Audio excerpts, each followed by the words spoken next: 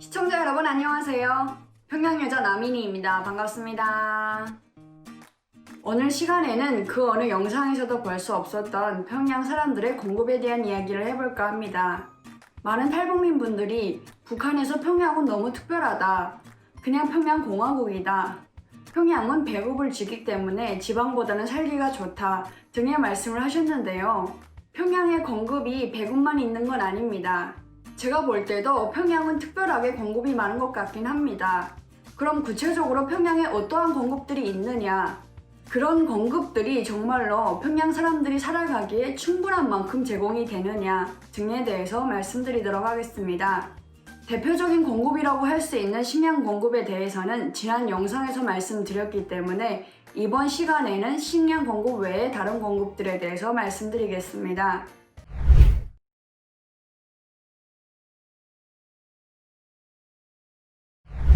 첫 번째로 명절 공급입니다. 김부자 생일이라든가 북한의 유일한 당인 조선노동당이 만들어진 날 등 북한에는 많은 정치적 명절들이 있습니다.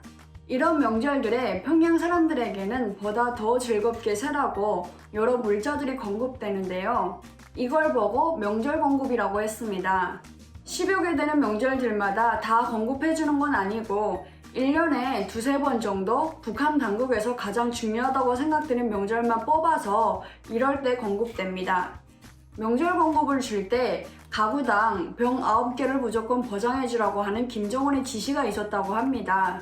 이게 무슨 뜻이냐면요. 술, 맥주, 사이다, 기름 등 병으로 살 수 있는 물자들을 다 합쳐서 무조건 병 9개를 맞춰라 이런 뜻입니다.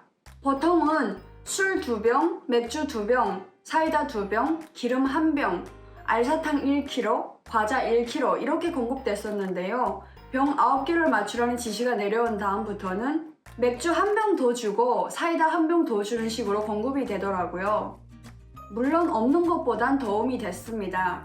명절을 한층 더 즐겁게 쉴 수 있었죠. 제가 평양을 떠날 당시에는 앞서 말씀드린 것들 외에 장아찌도 같이 공급해 주더라고요. 이러한 명절 공급들을 받기 위해서는 받쳐야 하는 것이 있었습니다.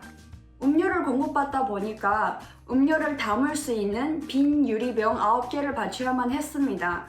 소주병 몇 개, 맥주병 몇 개 등 품목들이 다 있는데요. 병의 마개 부분이나 몸통 부분에 조금이라도 깨진 흔적이 있거나 금이 간 병은 절대 받질 않았습니다. 인민반장이 일일이 검사해서 받기 때문에 슬쩍 넘어갈 수도 없었어요. 술병은 그나마 흔한 편이지만 맥주병은 흔하지가 않아요. 병맥주가 비싸기 때문에 평양 시민들은 평소에 병맥주를 잘 사서 마시지 못합니다.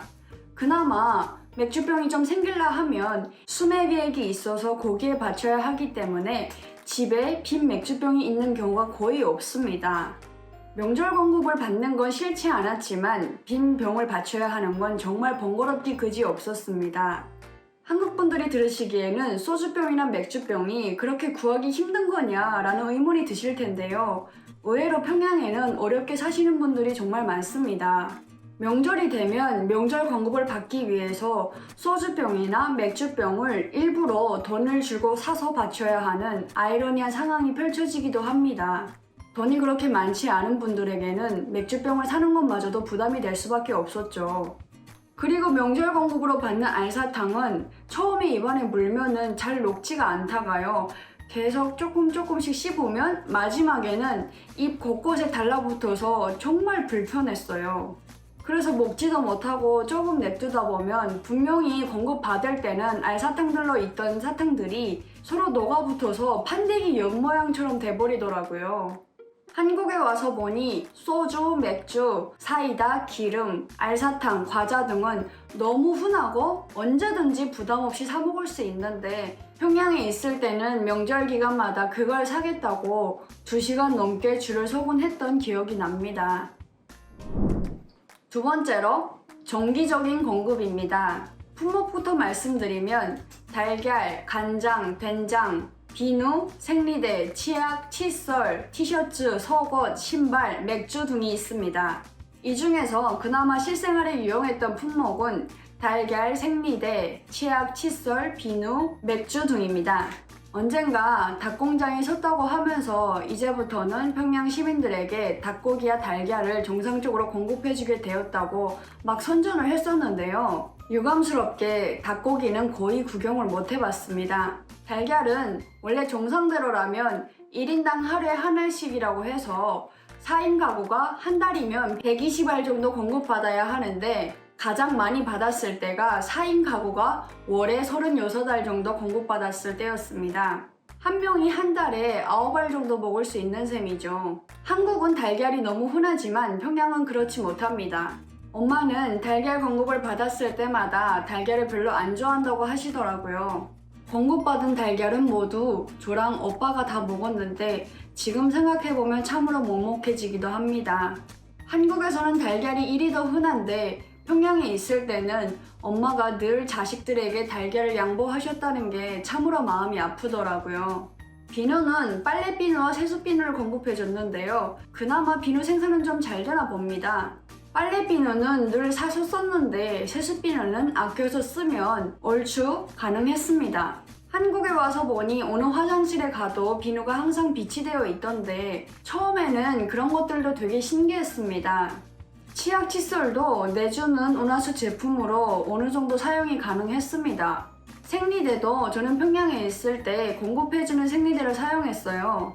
대동강이나 선양이 북한의 대표적인 생리대 브랜드 이름인데요. 한국에 온 지 얼마 안 돼서 방송을 보는데 북한에서 생리대 구경도 못했다고 하는 탈북민들의 말을 듣고는 거짓말이라고 생각했습니다. 시간이 지나면서 더 많은 탈북민들을 만나면서 보니 생리대 공급은 평양에만 있었고 생리대마저도 지역 차별을 하는구나 라는 생각에 참으로 어이가 없었습니다. 맥주는 아마도 아빠들이 가장 좋아하는 공급일 겁니다. 성인 남성 1인당 월에 2리터씩 대동강 생맥주를 공급받을 수 있는 쿠폰을 나눠줬는데요. 맥주를 마시지 않는 남성들은 그 쿠폰을 비싼 가격에 팔기도 했습니다. 평양에는 대동강 생맥주집이 동마다 한 곳씩 있습니다. 고주 지역에 있는 맥주집에 가서 쿠폰을 보여주고 국종 가격으로 맥주를 마실 수 있었죠. 맥주는 남성뿐 아니라 여성도 마시는 건데 여성은 해당이 안 됐습니다. 2리터면 한 번에 다 마시는 양인데 한 달에 2리터를 공급해주다 보니 양이 턱없이 부족했습니다. 간장, 된장은 제가 어렸을 때는 가끔씩 공급되곤 했는데 언젠가부터는 거의 공급해주지 못했습니다. 기초식품은 식료품 상점이라고 하는 곳에서 공급을 해줬는데요. 거기에 가면 간장, 된장을 담아 넣는 이런 탱크 같은 게 있었어요.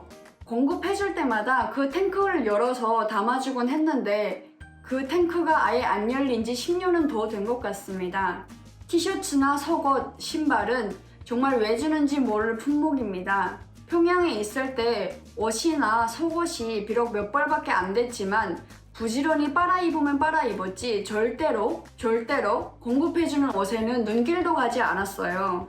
다른 어떤 품목들보다 질적인 부분에서 너무 뒤떨어지거든요. 신발은 정말 공급받은 그대로 집안에 보관해 놓곤 했습니다. 하도 집안에서 굴러다녀서 작업 신발로 한번 신어봤는데 기능성 부분에서 정말 많이 뒤떨어지더라고요. 옷이나 신발은 패션과도 관련되는 것이다 보니 젊은 친구들 사이에서는 공급해주는 옷이나 신발을 입으면 바로 아싸 취급을 당하기 쉽습니다. 셋째로 야채 및 과일 공급입니다. 제철 과일이나 야채들을 듬뿍 공급해줘서 평양 시민들이 부식물 걱정을 하지 않게 하는 게 원래 목표인데 지금은 그냥 시스템만 남아 있습니다. 실제 공급은 거의 이루어지지 않고 있습니다. 그나마 어렸을 때는 근대라고 하는 야채 공급을 가끔씩 받긴 했습니다. 야채 종류들이 많은데 근대가 특별히 많은가 봐요. 다른 야채들은 공급받아 본 적이 거의 없고 늘 사 먹어야만 했습니다. 과일의 경우 제철 과일로 배나 복숭아를 공급해주곤 했습니다. 근데 지금 생각해보면 참으로 안타까운 게 그 배나 복숭아들도 처음에는 되게 싱싱했을 텐데 왜 공급받은 걸 보면 다 썩어 있는지 모르겠더라고요. 그래서 공급받을 때는 항상 파배를 받으러 간다 이렇게 얘기를 하기도 했습니다. 상태가 좋은 배나 복숭아를 받아본 적은 거의 없는 것 같습니다. 썩어서 벌레가 먹고 어디에 맞은 건지 까만 자리들이 너무 많고 반쯤 썩어 있는 배들도 너무 많았어요. 복숭아도 같았고요. 그래서 공급받아 와서는 썩거나 상한 것들을 칼로 도려내는 작업을 한참 하곤 했습니다. 그나마 과일 중에도 배랑 복숭아만 공급해주는 건데 한 3kg 정도를 공급받아 왔다 하면 실제 먹을 수 있는 양은 절반 정도밖에 안 됐습니다.